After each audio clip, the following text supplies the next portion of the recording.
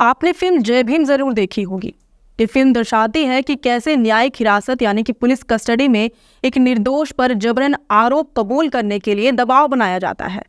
न मानने पर उसे इतना प्रताड़ित किया जाता है कि उसकी मौत कस्टडी के दौरान ही हो जाती है। इसे छिपाने के लिए पुलिस वाले तमाम कोशिश करते हैं, लेकिन एक वकील ये केस संभालता है और आखिरकार न्याय की जीत होती है। इस फिल्म के तहत पुलिस कस्टडी में रहने के दौरान आरोपी के मौत का मुद्दा उठाया गया है। ये कहानी सच्ची घटना पर आधारित है। आए दिन ऐसी घटनाएं होती रहती हैं। ऐसा ही एक केस झारखंड में दोबारा देखने को मिल रहा है। पहले जानते हैं कि आखिर मामला क्या है।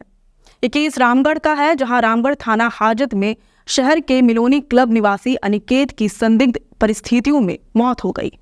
18 साल का अनिकेत शहर के नंदा होटल में काम करता था। चोरी के मामले में पूछताछ के लिए पुलिस उसे थाने ले गई थी। अनिकेत के माता पिता और भाई ने कहा कि बुधवार 21 फरवरी को सादे वर्दी में पुलिस उनके घर पहुंची और चोरी के मामले में पूछताछ की बात कहते हुए अनिकेत को उठाकर थाने ले गई। गुरुवार सुबह थाने से किसी ने परिजनों को फोन करके बताया कि अनिकेत ने हाजत में फांसी लगाकर आत्महत्या कर ली है। परिजनों का आरोप है कि पुलिस ने अनिकेत की बेरहमी से पिटाई की, जिससे उसकी मौत हो गई। इसके बाद उसे फांसी पर लटका दिया गया। परिजनों ने बताया कि गुरुवार सुबह सूचना मिलने के बाद वे अपने बेटे को देखने के लिए सदर अस्पताल और मॉर्चरी के बीच चक्कर लगाते रहे, लेकिन शाम तक उन्हें अपने बेटे को देखने तक नहीं दिया गया। वहीं रामगढ़ एसपी ने मामले के बारे में कहा कि चोरी के मामले में अनिकेत पूर्व में चार्जशीटेड था। हाल ही में चैम्बर भवन में हुई चोरी में उसकी संलिप्तता को देखते हुए पूछताछ के लिए बुधवार को उसे रामगढ़ थाना लाया गया था। गुरुवार सुबह 10 बजे रामगढ़ थाना प्रभारी को फोन कर सूचना मिली कि उसने रात में दिए गए कंबल को फाड़कर उसका फंदा बनाया और हाजत में ही फांसी लगा ली।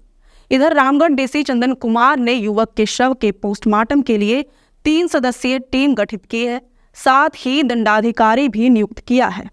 पोस्टमार्टम की वीडियोग्राफी भी होगी। ये केस अपने आप में बहुत संशय पैदा करने वाला है। एक तो हाजत में फांसी लगाने की घटना इतनी आम कैसे होती जा रही है? क्या आरोपी को पुलिस कस्टडी में लेने के साथ ही पुलिस वाले इतने लापरवाह हो जाते हैं कि कोई कंबल को फांसी का फंदा बनाकर आत्महत्या कर ले? वहां निगरानी के लिए कोई था भी या नहीं? और किस चीज से लटक कर उसने फांसी लगाई, ये भी स्पष्ट नहीं किया गया है। वहीं परिजनों का अधिकार है कि वे अपने बेटे से मिले, लेकिन परिजनों ने इल्जाम लगाया कि उन्हें सुबह सूचना मिलने के बाद वे सदर अस्पताल पहुंचे, लेकिन शाम तक उन्हें शव को देखने तक नहीं दिया गया। ये अधिकार परिवार वालों से क्यों छीन लिया गया? ऐसा ही एक केस बीते दिनों राजधानी रांची से भी सुर्खियों में आया था, जिसे हमारी टीम ने प्रमुखता के साथ कवरेज भी दिया था। इस केस पर भी आपको नजर डालना जरूरी है, तभी आप समझ पाएंगे कि झारखंड में पुलिस कस्टडी के नाम पर क्या चल रहा है। नितेश लोहरा दरअसल रांची के डंगरा टोली का रहने वाला था। वह सुबह सुबह अपने 4 दोस्तों के साथ शराब के ठेके पर गया था। तभी उत्पाद विभाग की टीम ने नितेश लोहरा और सभी दोस्तों को छापेमारी के दौरान गिरफ्तार करके एक्साइज पुलिस थाना ले गए। बाकी 4 दोस्तों से अवैध रूप से फाइन वसूल कर लिया गया और उन्हें छोड़ दिया गया, लेकिन नितेश फाइन दे पाने में असमर्थ था।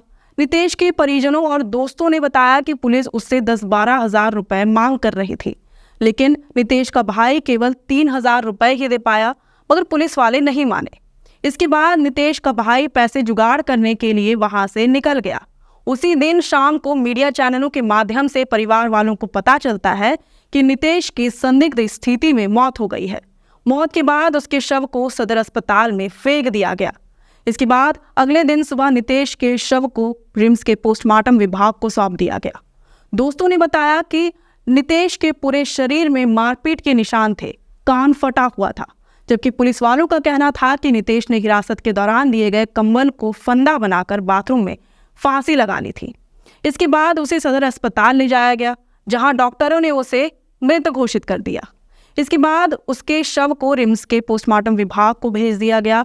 यहाँ आश्चर्य की बात यह है कि डॉक्टरों द्वारा नितेश को मृत घोषित करने से लेकर पोस्टमार्टम कराने तक भी परिवार वालों को जानकारी नहीं दी गई, जबकि नितेश के भाई ने अपना एड्रेस और फोन नंबर पुलिस के पास दर्ज कराया था। उन्हें जानकारी मीडिया के माध्यम से मिल रही है।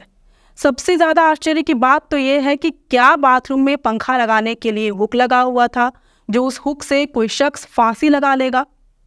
और 2 मिनट में तो फांसी लगाकर कोई मर नहीं जाएगा। बाथरूम में इतना समय क्यों लग रहा था, ये थाने वाले देखने क्यों नहीं गए? वहीं पोस्टमार्टम रिपोर्ट में ये बात सामने आई कि नितेश ने जहर खाकर आत्महत्या की, लेकिन थाने में उसको जहर लाकर किसने दिया? और पुलिस वालों ने तो कहा था कि नितेश ने कंबल का फंदा बनाकर फांसी लगा ली। पोस्टमार्टम रिपोर्ट कुछ और कह रही है। मतलब पुलिस वाले झूठ बोल रहे हैं और सच्चाई छिपाने की कोशिश कर रहे हैं।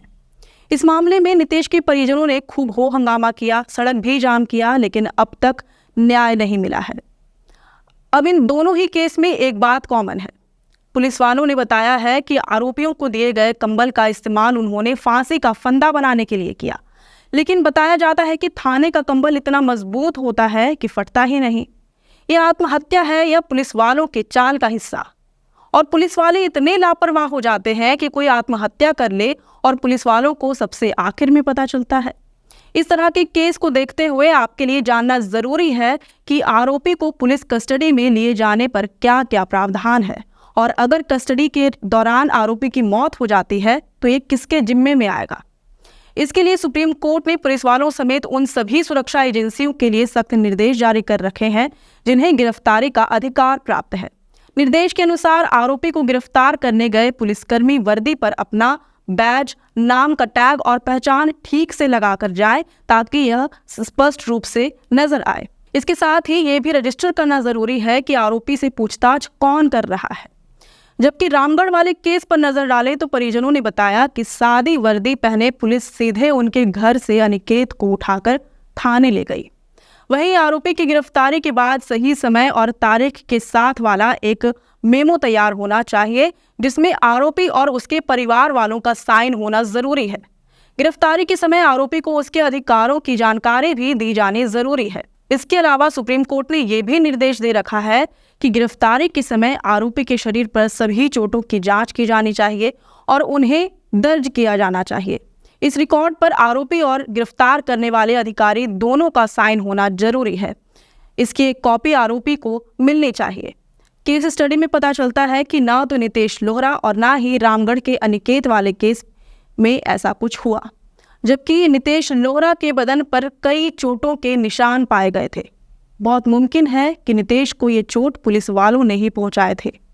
वहीं सुप्रीम कोर्ट के इन नियमों का पालन न करने वाले पुलिस कर्मियों और अफसरों को विभाग के अंदर ही पनिशमेंट देने का प्रावधान है।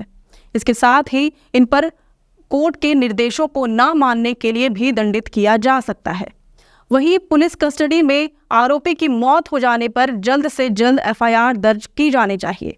मजिस्ट्रेट को हिरासत में हुई मौत पर पुलिस जांच से अलग एक स्वतंत्र जांच कराना जरूरी है। आरोपी की मौत के 24 घंटे के अंदर पोस्टमार्टम के लिए शव को भेजा जाना और पोस्टमार्टम के दौरान वीडियोग्राफी करना भी जरूरी है। इसके साथ ही मृत आरोपी के परिवार वालों को उचित मुआवजे देने का भी प्रावधान है। उम्मीद है हम आपको सारी जानकारियों से अवगत करा पाने में सफल हुए होंगे। इसलिए सावधान रहें और बने रहें हमारे लोकतंत्र 19 के साथ। अगर आपको ये वीडियो पसंद आया हो तो इसे ज़रूर से लाइक और शेयर करें। हमारे चैनल लोकतंत्र 19 को फेसबुक पर फॉलो और यूट्यूब पर सब्सक्राइब करना ना भूलें। फिलहाल लेते हैं अलविदा। जोहार।